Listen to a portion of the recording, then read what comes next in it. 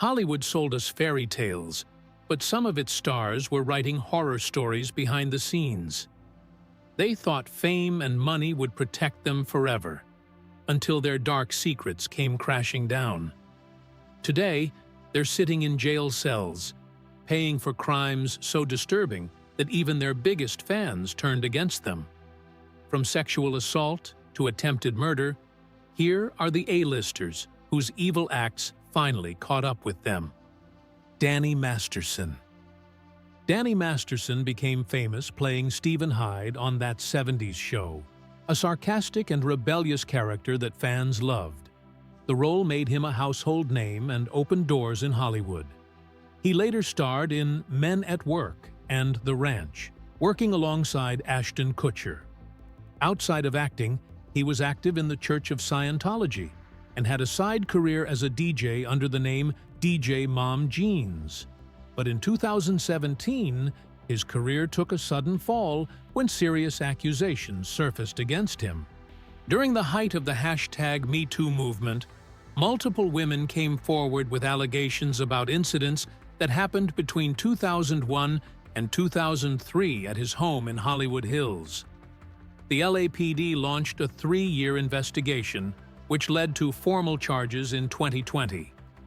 The case took an even more controversial turn when prosecutors claimed that the Church of Scientology had worked to keep the allegations from going public. According to the victims, church officials pressured them to stay silent. One woman even claimed she was offered $400,000 to sign an agreement preventing her from speaking out. The trial was filled with shocking testimonies. One woman said she blacked out after a drink and woke up to something terrible happening. Another recalled trying to resist but being overpowered. Prosecutors argued that Masterson had used his status in both Hollywood and Scientology to avoid consequences for years. The victims also spoke about years of harassment from church members after they reported what had happened. In May 2023, Masterson was found guilty of serious offenses against 2 women. The jury could not agree on a third charge, but the verdict was enough for a harsh sentence. On September 7, 2023, he received 30 years to life, which means he will not be eligible for parole for at least 25.5 years. His wife, Bijou Phillips, stood by him through the trial, but filed for divorce shortly after the sentencing. Harvey Weinstein. Harvey Weinstein's downfall was even bigger. For decades, he was one of Hollywood's most powerful producers. As co-founder of Miramax Films, and later the Weinstein Company, he helped bring some of the biggest movies to the screen. Pulp Fiction in 1994, Good Will Hunting in 1997, Shakespeare in Love in 1998, and the Lord of the Rings trilogy from 2001 to 2003. All were made under his influence. His films won Oscars, and he was seen as a kingmaker in the industry. But behind closed doors, his power allowed him to silence people who accused him of misconduct. In October 2017, reports from the New York Times and the New Yorker exposed Weinstein's long history of sexual harassment. Actresses like Ashley Judd, Gwyneth Paltrow, and Rose McGowan shared their experiences, describing how he used his position to take advantage of young women trying to make it in Hollywood. These revelations set off the #MeToo movement, encouraging many others to come forward. In February 2020, Weinstein was convicted in New York for 2 separate incidents. One in 2006 involving Mimi Halei, and another in 2013 involving Jessica Mann. He was sentenced to 23 years in prison. His lawyers appealed, arguing the trial was unfair because it allowed testimonies from people whose accusations weren't part of the charges. But for the victims, the conviction was a victory. Weinstein still had more legal battles ahead. In December 2022, he was convicted in California for assaulting an unnamed woman in 2013. This added another 16 years to his sentence, bringing his total to 39 years behind bars. Even with these convictions, Weinstein has continued to claim he is innocent. In April 2024, New York's highest court overturned his 2020 conviction due to legal errors, meaning he could face a retrial. However, he remains in custody at Twin Towers Correctional Facility in Los Angeles while waiting for further court decisions. Sean Diddy. Sean Diddy Combs built an empire that stretched far beyond music. He started as an intern at Uptown Records in the early 90s, working with artists like Mary J. Blige and Jodeci. In 1993, he was fired, but that setback pushed him to create something bigger. He founded Bad Boy Records, a label that changed hip-hop.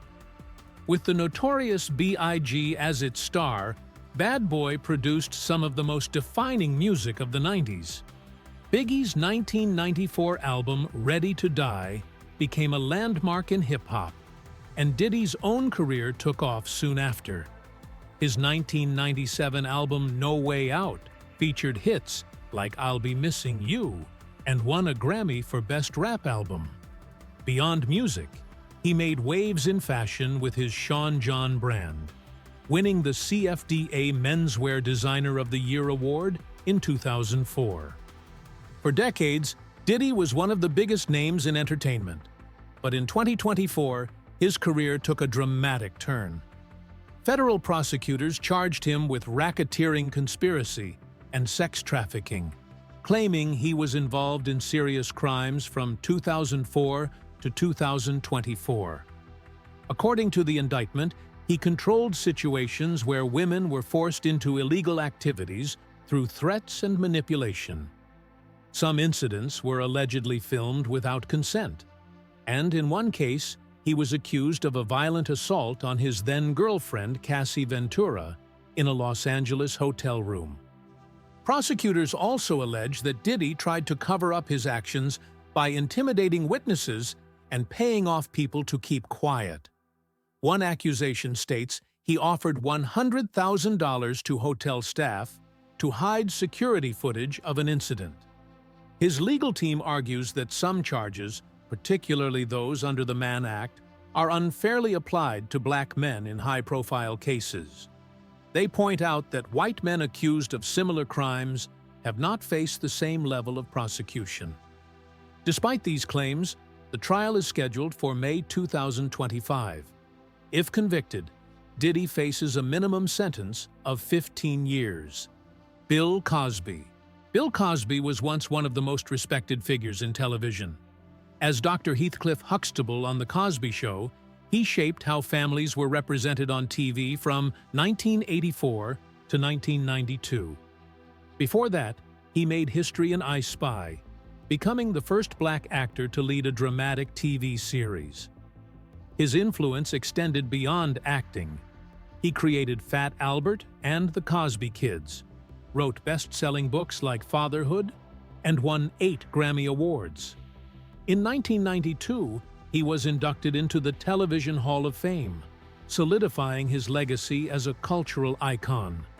But that legacy collapsed when accusations surfaced. Over 60 women came forward, saying Cosby had drugged and assaulted them over several decades. The most well-known case involved Andrea Constand, who said he assaulted her in 2004. In 2018, a jury found him guilty of aggravated indecent assault, making him the first high-profile celebrity convicted in the #MeToo era. He was sentenced to 3 to 10 years in prison, a moment many saw as long overdue justice. Then, in 2021, the Pennsylvania Supreme Court overturned his conviction. The court ruled that a deal with a former prosecutor had promised Cosby immunity in exchange for his testimony in a civil case. Because that agreement was broken, his conviction was thrown out, and he was released after nearly 3 years behind bars. His legal battles didn't stop there. In 2023, 9 women in Nevada filed lawsuits under new laws that extended the time frame for reporting past assaults. Their claims described similar patterns of behavior. adding to the long list of accusations against him. Cosby has denied all allegations, insisting that he never committed any crimes. But for the public, his reputation is forever changed. Amy Locane. Amy Locane had the kind of Hollywood career that started strong but faded over time. In 1990, she starred alongside Johnny Depp in Cry Baby, a quirky musical that flopped at the box office but later became a cult classic. That same year, she joined the original cast of Melrose Place as Sandy Harling. She also appeared in School Ties, 1992, with Brendan Fraser and Matt Damon, proving she could hold her own alongside rising stars. Throughout the 90s, she kept working in both film and television, taking roles in Blue Sky, 1994, and Prefontaine, 1997. But as time went on, the offers slowed down, and she eventually stepped away from Hollywood. On June 27, 2010, everything changed. Locane was driving her SUV in Montgomery Township, New Jersey, at 53 miles per hour in a 35 miles per hour zone. Her blood alcohol level was nearly 3 times the legal limit. As Fred and Helene Seaman turned into their driveway, Locane's car crashed into them. The impact was so severe that 60-year-old Helene Seaman lost her life instantly. Her husband Fred suffered serious injuries, but survived. Witnesses later testified that Locane had been driving erratically before the crash. She had swerved between lanes and even hit another car earlier that night. The legal case that followed lasted for years. In 2012, Locane was convicted of second-degree vehicular homicide and third-degree assault by auto. Despite the severity of the crash, she was sentenced to just 3 years in prison, far below the 10-year maximum. This decision sparked outrage from the victim's family and prosecutors, who believed the punishment was too lenient. Locane served 2.5 years before being released, but her legal troubles weren't over. The state argued that her sentence had been too light. After years of appeals and resentencing hearings, a judge in 2020 ordered her back to prison, this time for an 8-year sentence. Under state law, she must serve at least 6 years before being eligible for parole. Ryan Grantham. Ryan Grantham started acting when he was 9 years old. He appeared in Diary of a Wimpy Kid, 2010, and had roles in popular TV shows like Supernatural and iZombie. In 2019, he played Jeffrey Augustine in Riverdale, the character responsible for the tragic accident that killed Fred Andrews, played by Luke Perry. Despite steady work as a child actor, his career never took off in a major way. On March 31, 2020, his life took a dark turn. Grantham was living in Squamish, British Columbia, with his mother, Barbara Waite. That evening, while she was playing the piano, he made a shocking decision. He had been struggling with severe depression, isolating himself, and consuming violent content online.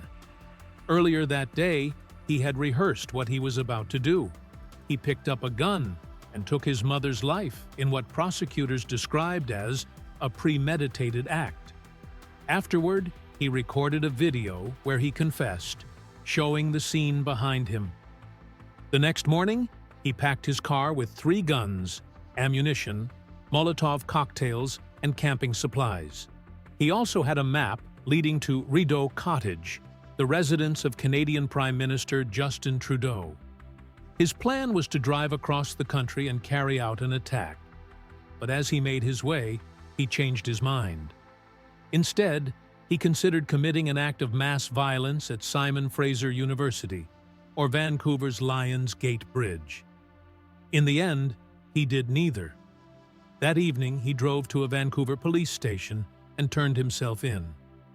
During his trial in 2022, psychiatric evaluations revealed that Grantham had been battling severe depression and suicidal thoughts for months.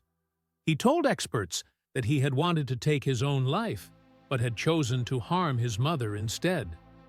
Prosecutors argued that he did it because he didn't want her to see what he was planning to do next.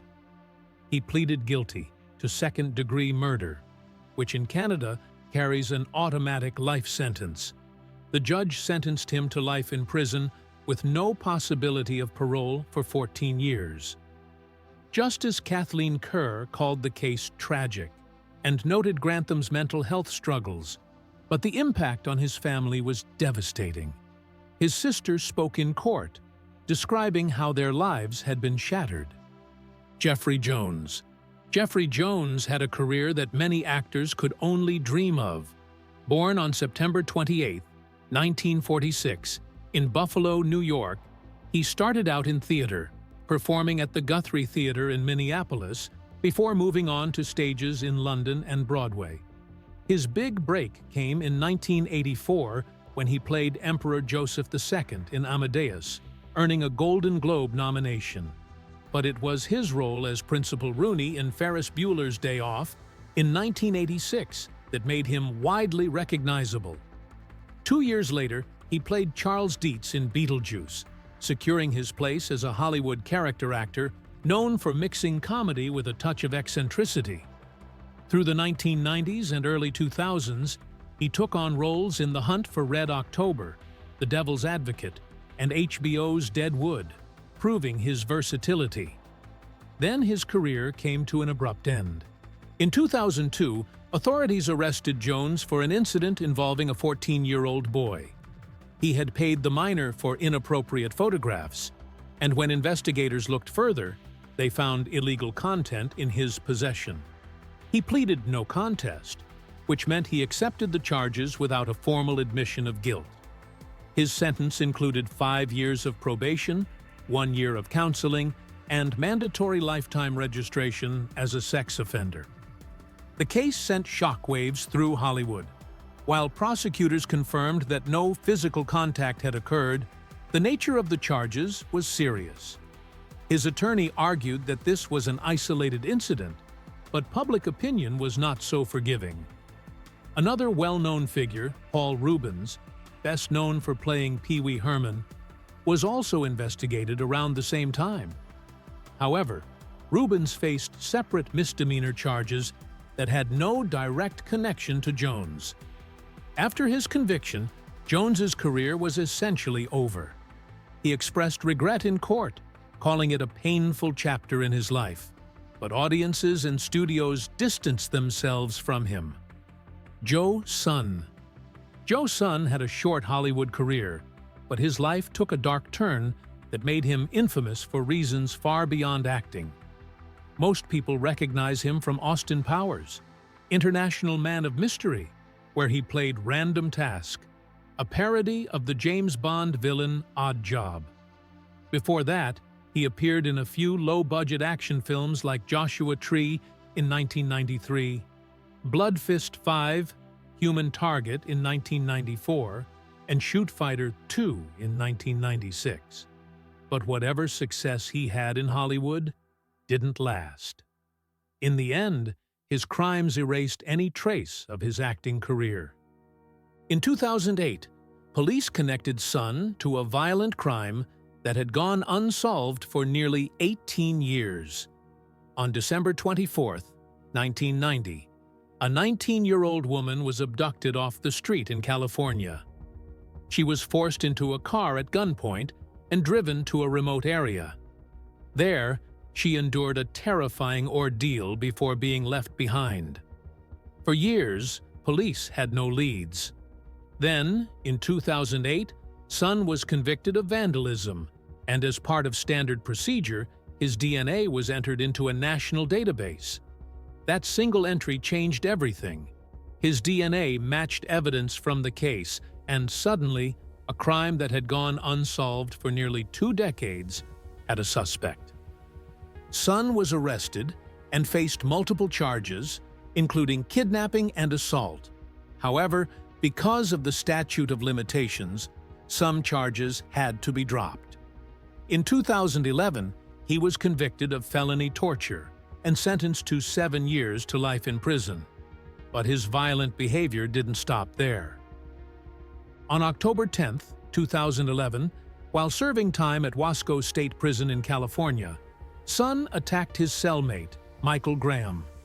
Graham, who was in prison for failing to register as a sex offender, was found dead in their shared cell.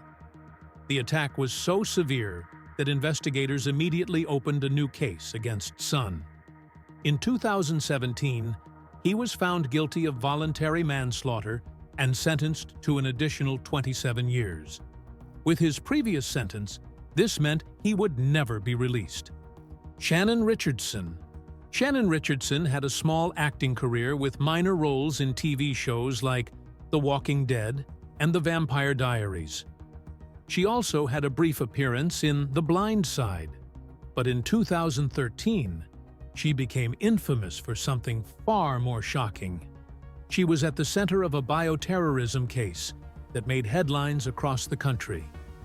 In May 2013, 3 high-profile figures received threatening letters laced with ricin, a deadly toxin. The letters were sent to President Barack Obama, New York City Mayor Michael Bloomberg, and Mark Glaze, a gun control advocate. One of them contained a chilling message. "What's in this letter is nothing compared to what I've got in store for you." At first, Richardson told investigators that her husband was behind the attack. She claimed she had found castor beans and suspicious notes in their home and reported it to authorities. But when police started digging, they found holes in her story. Her computer history showed searches on how to make ricin. She had ordered the ingredients online and printed the labels herself. She even mailed the letters. When she was given a polygraph test, she failed. Under pressure, she eventually admitted her role in the crime. Investigators discovered that the attack wasn't just politically motivated. Richardson had been in the middle of a bitter divorce and had tried to frame her husband for the crime. But instead of destroying his life, she destroyed her own. In December 2013, she pleaded guilty to producing and possessing a biological toxin.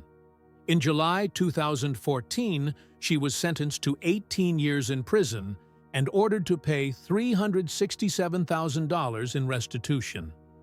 At the time of her arrest, she was pregnant with her 6th child. She gave birth while serving her sentence.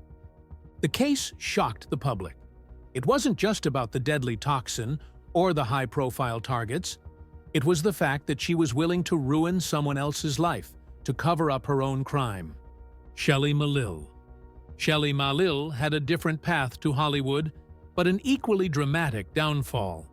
Born on December 23, 1964, in Kerala, India, he moved to the United States in 1974 at the age of 9.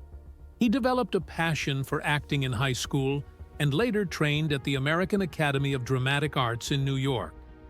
He found steady work in film and television, landing roles in Collateral Damage and Holes, as well as guest spots on Scrubs, NYPD Blue, and The West Wing. His most recognized role came in 2005 when he played Haziz in The 40-Year-Old Virgin. That same year, the Associated Press listed him among the top 10 overlooked performances. Just 3 years later, his name would be in the headlines for a very different reason. In August 2008, Malil attacked his ex-girlfriend Kendra Beebe at her home in San Marcos, California. The incident, fueled by jealousy, escalated into extreme violence. Beebe suffered more than 20 stab wounds across her body, leaving her with severe injuries, including punctured lungs. Against all odds, she survived. Malil was arrested soon after and faced charges of attempted premeditated murder and assault with a deadly weapon. His trial in 2010 painted a disturbing picture. Prosecutors argued that he acted with clear intent, while his defense claimed he had acted impulsively in the heat of the moment. Malil admitted he had lost control, but the jury found him guilty of attempted premeditated murder. However, he was acquitted of a separate burglary charge. He was sentenced to 12 years to life in prison, but after serving just 8 years, He was granted parole in 2018. His release outraged Bibi, who spoke out against it, saying she still feared for her safety. She testified via video conference, recalling the trauma and lasting effects of the attack. Malil, on the other hand, claimed to have reformed during his time behind bars, completing rehabilitation programs and working on self-improvement. Even so, many questioned whether he had truly changed. Michael Jace. Michael Jace had a career that many actors dream of. He was born on July 13, 1962, in Paterson, New Jersey, and spent years working his way up in Hollywood. In the early 1990s, he landed small roles in TV shows like Law and Order and Star Trek, Deep Space Nine. His film career started growing too. He played a Black Panther leader in Forrest Gump, 1994, a role that gave him a chance to be part of a major blockbuster. Over the years, he took on a variety of characters, appearing in movies like Planet of the Apes, 2001, where he played Major Frank Santos. His biggest break came with The Shield, the FX crime drama that ran from 2002 to 2008. He played Officer Julian Lowe, a deeply religious LAPD officer who struggled with his personal beliefs. The role brought him recognition and a steady place in Hollywood. He appeared in all 7 seasons with a total of 88 episodes.